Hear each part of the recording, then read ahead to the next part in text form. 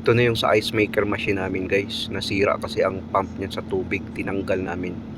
Ito guys, pinapakita ko lang sa inyo. At least meron ding idea ang mga baguhan kung ano yung ice maker machine. Yan yung ice maker machine guys.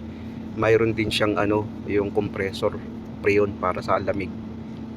Design yan siya, tapos magkakaroon siya ng ice, tapos diyan niya ilalaglag yung ice. Yung tinatawag nilang cube ice. Yan ang machine na yan guys.